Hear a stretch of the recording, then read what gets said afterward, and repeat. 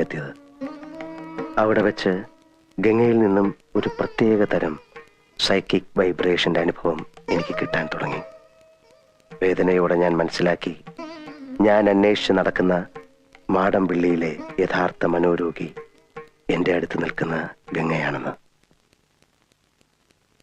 ഗംഗയിൽ എന്തുകൊണ്ട്, എവിടെ വെച്ച്, എങ്ങനെ ഈ രോഗം ഉടലെടുത്തു? ഒരിക്കൽ നീയുമായിട്ടുള്ള വിവാഹാലോചന വരെ എത്തിയ ശ്രീദേവിയുടെ സാന്നിധ്യമാണോ ഗംഗയുടെ രോഗകാരണം? അതറിയാനാണ് അന്ന് ഞാൻ ശ്രീദേവിയും കൂട്ടി അമ്പലത്തിൽ പോകാൻ പറഞ്ഞത്. പക്ഷെ ഗംഗയ്ക്ക് അതൊരു പ്രശ്നമേ അല്ലെന്ന് എനിക്ക് വളരെ വ്യക്തമായി.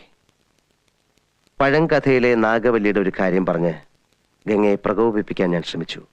നാഗവല്ലിയുടെ ചിലങ്കയെ ചൊല്ലി എന്തൊക്കെയോ പറഞ്ഞ് ഞാൻ ഗംഗയോട് എതിർത്തു. ഗംഗ പ്രതികരിച്ചു. അതിശക്തമായി, അസാധാരണമായി.